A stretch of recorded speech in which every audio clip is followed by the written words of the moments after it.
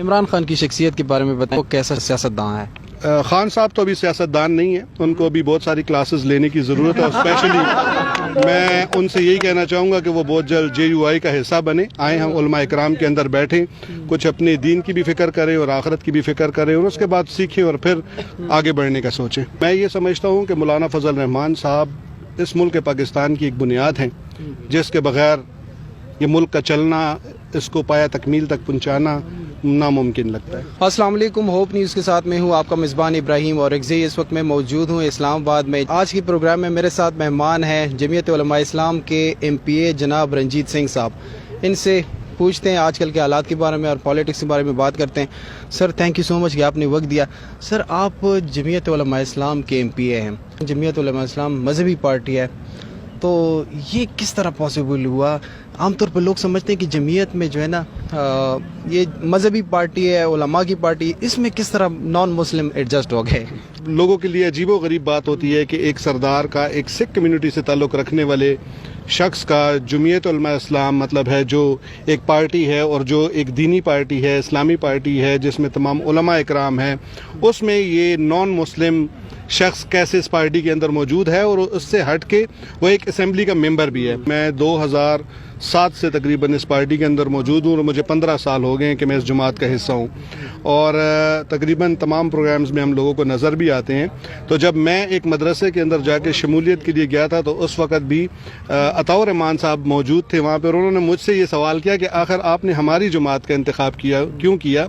تو اس وقت بھی جو میں ان کے لیے میں نہیں چاہتا کہ لوگ ہمیں بھی، جیسے ابھی شہباز شریف صاحب تقریر کر کے گئے تو انہوں نے کہا کہ انہوں نے قوم کے اندر ایک ایسی چیز ہے، لیکن ہم جس رہنما کے نیچے، مطلب ہے میں اپنے قائد کی بات کروں گا کہ مولانا فضل الرحمان صاحب کے ہم کارکن ہیں، تو انہوں نے ہمیں ایسی تربیت دی ہوئی ہے کہ ہمیں بولتے چالتے، اگر کوئی ہمارا دشمن بھی ہے، کسی سے ہماری نہ لگی بھی ہے، تو ہم ان کے لیے برے الفاظ کا انتخاب نہیں کر سکتے۔ تو اسی طرح جب مجھے یہ سوال کیا گیا تھا کہ آخر JUI کیوں، تو اس سے میں نے کہا تھا کہ مجھے ڈانس کرنا نہیں آتا، تو اس لیے میں نے یہی سوچا کہ میں کسی ایسی جماعت کا حصہ بنوں کہ وہاں پہ میری طرح کے سنت والے لوگ ہیں، میری طرح کے پگڑی والے لوگ ہیں، جیسے ایک سکھ کے لیے بھی اس کی یہ سنت ہے داڑھی کا ہونا، وہ پگڑی والا ہو۔ اب یہ کتنا برا لگتا کہ میں کسی ایک ایسی پارٹی کا حصہ ہوتا جہاں اپنے سر پہ اپنے گروؤں کا تاج رکھتے ہوئے اور میں ڈانس کرتا نظر آتا، تو میرے لیے بہت شرمندگی کی بات ہوتی۔ اس لیے میں نے یہی سوچا کہ میں ایک ایسی جماعت کا حصہ بنوں جس میں رب کے ساتھ جڑے ہوئے لوگ ہوں، کیونکہ آپ لوگ تقریباً ہماری مسلمان کمیونٹی، ہماری سکھ کمیونٹی کو بہت اچھے طریقے سے جانتے ہیں کہ جہاں ان کو ایک وحدانیت کا فرض ہے، تو اسی طرح ہمارے میں بھی سب سے پہلے ایک اومکار کا سبق دیا گیا کہ اللہ ایک ہے۔ تو میں نے اس لیے جمعیت علماء اسلام کو سپورٹ بھی کیا اور اسی کا ورکر بنا، اور آج تک کے کارکن کی حیثیت سے ان میں خدمت بھی کر رہا ہوں۔ آپ نے ڈانس کی بات کی، آپ کا اشارہ کس پارٹی کی طرف ہے؟ میرے خیال میں آپ واضح طور پہ سمجھ سکتے ہیں کہ کن پارٹیوں میں ڈانس کا شیڈول میں کہہ سکتا ہوں کہ شامل کیا گیا ہے، جن کے منشور میں یہ شامل ہے، تو میں نے انہی کا اشارہ کیا۔ نام تو لے لینا تاکہ صاف پتہ چلے۔ جن پارٹیوں کے اندر ڈانس پروگرامز ہوتے ہیں تو میں انہی کی بات کر رہا ہوں۔ عمران خان کی شخصیت کے بارے میں بتائیں کہ وہ کیسا سیاستدان ہے؟ خان صاحب تو ابھی سیاستدان نہیں ہیں، ان کو ابھی بہت ساری کلاسز لینے کی ضرورت ہے، اور اسپیشلی میں ان سے یہی کہنا چاہوں گا کہ وہ بہت جلد JUI کا حصہ بنے، آئیں ہم علماء اکرام کے اندر بیٹھیں، کچھ اپنے دین کی بھی فکر کریں اور آخرت کی بھی فکر کریں، اور اس کے بعد سیکھیں اور پھر آگے بڑھنے کا سوچیں۔ سر اگر وہ سیاستدان نہیں ہے تو پھر پوری قوم اس کے ساتھ کیوں کھڑی ہے؟ اس کے جلسے آپ دیکھیں تو بہت بڑے بڑے جلسے کرتے ہیں، اگر PDM کے جلسوں کو دیکھیں 12 پارٹیاں شامل ہو کے بھی اتنے بڑے جلسے نہیں کرتے، تو وجہ کیا ہے؟ آج آپ لوگ ووٹ کیوں دیتے ہیں؟ آج آپ کسی بھی جگہ کسی ایسی کانفرنس کا انعقاد کریں جہاں پہ آپ دین کی بات کر رہے ہوں، جہاں پہ آپ آخرت کی بات کر رہے ہوں، جہاں پہ آپ کوئی مذہبی بات، تو وہاں آپ کو کم لوگ نظر آئیں گے۔ آپ اسی طرح بھی جائیں اور F9 میں کانسرٹ کا انعقاد کریں تو آپ کو پورا F9 پر بھرا ملے گا۔ زندہ باد۔ مجھے یہ بتائیں کہ پاکستان کو مسائل سے کون زیادہ بہتر طریقے سے نکال سکتے ہیں؟ شہباز شریف، نواز شریف، زرداری، مولانا فضل الرحمان صاحب، عمران خان؟ دیکھیں جی، یہ ملک کی بات ہے اور ملک تمام لوگوں کا ہے۔ میں یہ نہیں کہنا چاہتا کہ کسی ایک پارٹی کا ہے، یہ ملک پوری پاکستانیوں کا ہے، آپ کا ہے، میرا ہے، اور ہم سب مل کے ایک کام کر رہے ہیں، اور ہماری کوشش ہے کہ جس طریقے سے اس ملک کی معاشیت کو تباہ کیا گیا ہے، اسی طرح تمام پارٹی اب اپنے فرائض سر انجام دے رہی ہیں، اور جیسے کہ آپ جانتے ہیں کہ PDM کے سربراہ حضرت مولانا فضل الرحمان صاحب کہ مشورے کے ساتھ ہی سب کچھ ہوتا رہا، چونکہ ہمارے وہ لیڈر ہیں، ہمارے قائد ہیں، ہمیں بہت اچھا لگتا ہے اور ہم فخر محسوس کرتے ہیں اس بات پہ کہ ہم ان کے کارکن ہیں. تو انشاءاللہ انہی کی مشاورت اور دیگر پارٹیوں کی مشاورت کے ساتھ ہی یہ تمام مسائل حل بھی ہوں گے. جیسے ابھی وزیر اعظم پاکستان نے کہا کہ ہم سب مل کے یہ کر رہے ہیں، تو بہت جلد ان مشکلات سے باہر نکلا جائے گا. ابھی جو تقریب تھی اس میں آپ بھی بیٹھے تھے، میں بھی بیٹھا تھا. شہباز شریف صاحب نے کہا کہ میں نے زندگی میں عمران خان سے بڑا چور نہیں دیکھا ہے، اور عمران خان صاحب کہہ رہے ہیں کہ میں نے زندگی میں اتنا بڑا چور ان کا ٹھولا نہیں دیکھا ہے کہ 30 سالوں سے یہ جو نا جاری ہیں، شہباز شریف، نواز شریف، زرداری وغیرہ ملک کو لوٹ رہے ہیں. کون ٹھیک ہو سکتا ہے؟ پاکستانی لوگ کنفیوز ہیں. ابھی شہباز شریف کی بات ٹھیک ہے یا عمران خان صاحب کی؟ دیکھیں، میں تو ایک پارٹی کا حصہ ہوں اور میرے خیال میں آپ صحافی حضرات ہیں، آپ کسی پارٹی کا حصہ نہیں ہوں گے. تو یہی سوال میں آپ سے کرنا چاہوں گا کہ کیا آپ کو لگتا ہے کہ خان صاحب چور نہیں ہیں؟ تو میرے خیال میں پھر آپ بہتر طریقے سے اس کا جواب دے سکتے ہیں. اگر میں بہتر طریقے سے آپ سمجھ بھی رہے ہیں کہ میں ایک پارٹی کا حصہ ہوں، تو میرا جواب ایک سیاسی جواب مانا جائے گا. اس لیے میں نہیں سمجھتا کہ اس کا جواب میں دوں، بلکہ قوم اس چیز کو واضح طور پہ سمجھ چکی ہے کہ اس وقت جھوٹا کون تھا اور کس نے اس ملک کو تباہ کیا، کس لابی کے تحت اس نے اس ملک کو تباہ کرنے کی کوشش کی. اور یہ تمام چیزیں منظر عام پہ آ بھی چکی ہیں، اور لوگ جو ہے، یہ کچھ مخصوص لوگ ہیں جو ان کی ٹیم کا حصہ ہیں اور وہ اسی پہ کام کر رہے ہیں. اور وہ کس طرح لوگوں کو اکٹھا کرتے ہیں وہ بھی آپ بہتر جانتے ہیں، کیونکہ ہم تو ان کے پروگرامز میں ہوتے نہیں اور آپ لوگ ضرور ہوتے ہیں.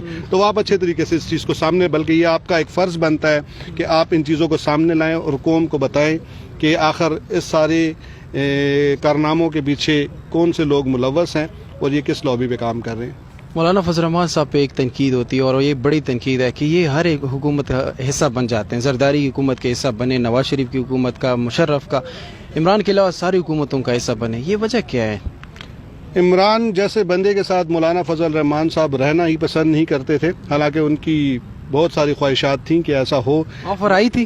میں نہیں سمجھتا کہ میں اس بات کا جواب دوں، کیونکہ اتنے بڑے پارٹی لیڈر کے لیے میرے جیسا ایک چھوٹا کارکن اٹھ کے ان کے لیے جواب دہ ہو یا ان کے بارے میں بات کرنے کی میں اپنی حیثیت بھی نہیں سمجھتا کہ میں ان کے لیے کچھ الفاظ بیان کر سکوں. باقی جو بات رہے گی کہ مولانا فضل الرحمان صاحب ہر پارٹی کا حصہ رہے، تو جب تک بنیاد نہیں ہوتی تب تک کوئی بھی بلڈنگ جو ہے وہ پایا تکمیل تک نہیں پہنچتی. تو میں یہ سمجھتا ہوں کہ مولانا فضل الرحمان صاحب اس ملک پاکستان کی ایک بنیاد ہیں، جس کے بغیر یہ ملک کا چلنا، اس کو پایا تکمیل تک پہنچانا ناممکن لگتا ہے. مولانا شیرانی صاحب، شجاع الملک صاحب اور اس طرح کے دوسرے بڑے بڑے علماء ہیں جمعیت میں، انہوں نے سالوں سال زندگی گزاری، بڑے خدمات ہیں جمعیت کے، لیکن وہ مخالف ہو گئے مولانا فضل الرحمان کے.